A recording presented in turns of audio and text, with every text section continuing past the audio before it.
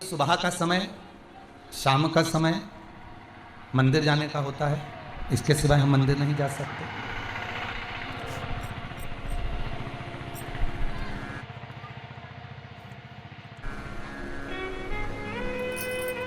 तो एक निवेदन आप सबसे कहूंगा,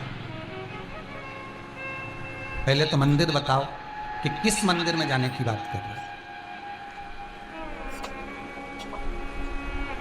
आप कौन से देवता के मंदिर में जाने की बात कर रहे हो?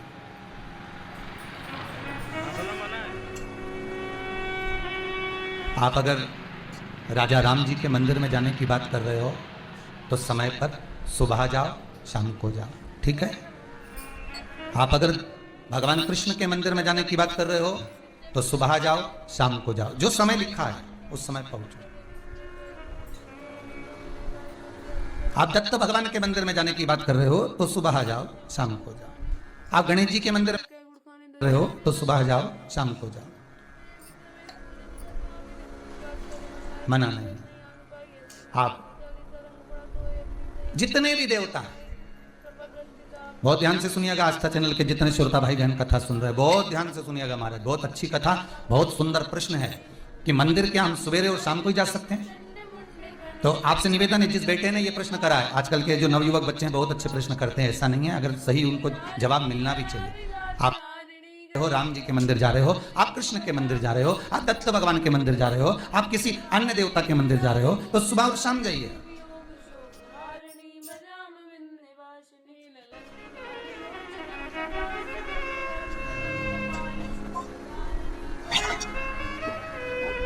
पर यदि आप शंकर और जगतजननी जगदम्बा के मंदिर में, दुर्गा के मंदिर में, भवानी के मंदिर में अगर जा रहे हो तो कोई समय नहीं है। क्यों?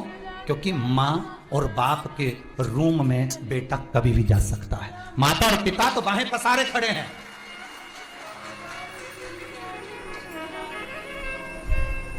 मेरे राम अयोध्या के राजा हैं। मेरे राम वन में विचरण भी करे हैं 14 वर्ष, पर मेरे राम अयोध्या के राजा बनकर बैठे हैं। तो राज्यसभा में एक समय की सीमा होती है कि राजा कब बैठेंगे और राजा से कब मिलना है। मेरे भगवान द्वारका के राजा हैं कृष्ण बिहारी जी, मेरे राधा रमन लाल जी।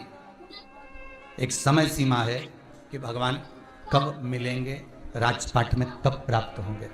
दत्त भगवान गुरु हैं, साधक हैं, उपासक हैं। एक गुरु के पास, एक साधक के पास, एक उपासक के पास में समय देखकर जाना पड़ता। शिव महापुराण की कथा कितना सुंदर वर्णन कर रही है कि एक लोटा पानी का फल क्या है। माताओं जरा आप ध्यान दीजिएगा। कई लोग कहते हैं गुरुजी आप पुरुषों को तो कहते ही नहीं हो कि एक लोटा पानी चढ़ाओ, कि पुरुष लोग मंदिर जाएं, कि पुरुष लोग भगवान शंकर का आराधना करें, पूजन करें। मेरा आप सबसे निवेदन है, इस व्यासपीठ से हमने कभी ये नहीं कहा कि माताओं आप जल चढ़ाओ, कि पुरुष आप जल चढ़ाओ। हम तो निवेदन सबके लिए करते हैं कि आप सब मिलकर, गला पकड़ रहा है बाबू, आप सब मिलकर आप शिव की आराधना करिए। आप सब मिलकर भगवान शंकर का आराधना करें। एक लोटा पानी, चाहे पुरुष हो, चाहे स्त्री हो, चाहे बच्चे हो, चाहे युवान हो, चाहे बड़े हो, वो जल शिव को समर्पित करें, शंकर को जल।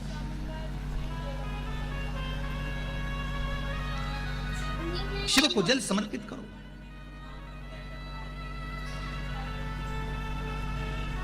शंकर को जल चढ़ाइए। उसका फल क्या है? महाराज शिव जी की कुछ चीजें बड़ी प्रिय है। एक भस्म का त्रिपुंड, एक गले में रुद्राक्ष की, जम के बोलिए, माला।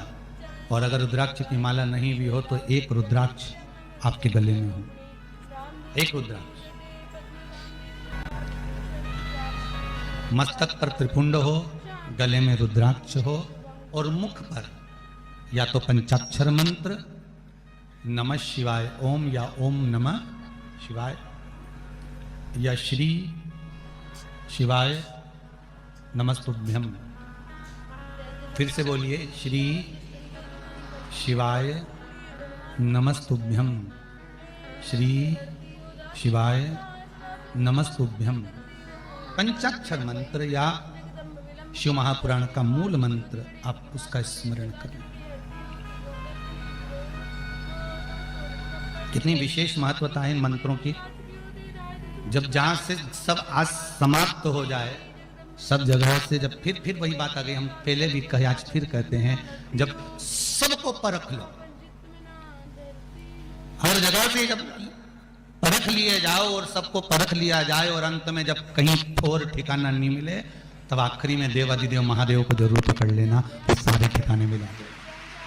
और एक बात अपनी जिंदगी में उतार कर रख लीजिए कि जब कोई मार्ग आपको चलने के लिए ना मिले, कोई रास्ता आपको चलने के लिए ना मिले, तो कुछ समय शंकर जी के मंदिर के दरवाजे का रास्ता पकड़ लो या फिर शिव महापुराण के दरवाजे का रास्ता पकड़ लो, तो सारे रास्ते अपने आप मिलना प्रारंभ हो जाते हैं अपने आप।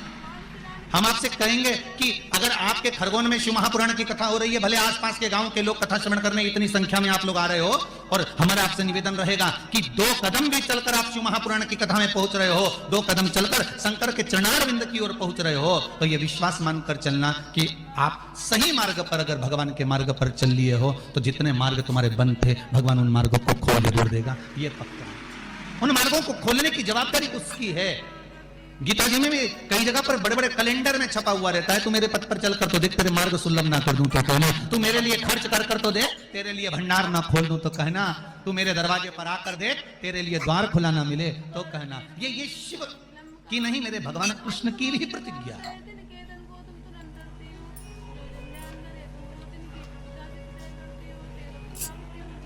मेरे प्रभु कितना कितना पत्रों में भाव आप लोगों ने वर्णन किया महाराज जी।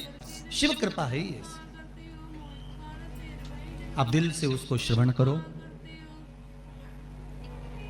दिल से शिव स्मरण करो, और श्री आगे मत चलो, साथ में चलो, श्री शिवाय नमस्तुभ्यम, इस मंत्र का जाप करते रहो जैसा समय मिले वैसा।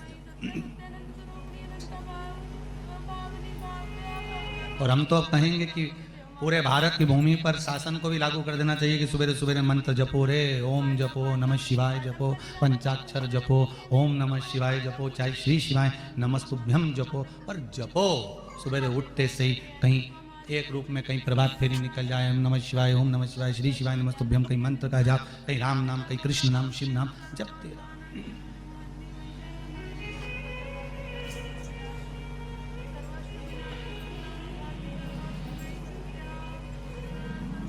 भगवान के भजन का मंत्र का प्रभाव ही दूसरा। कहा शिव महापुराण की कथा कह रही है, भगवान ओघड़दानी की कथा कह रही है कि स्वयं वृंदा ने कहा कि मृत्यु के सैया पर, मृत्यु के समय पर, जब प्राण छूटते हो उस समय पर नारी पति लोक को कैसे जाए, उस परमात्मा से मिलन कैसे हो जाए, तो कहा एक लोटा पानी का प्रभाव, एक लोटा जल का प्रभाव ही बड़ा प्रबल है। उस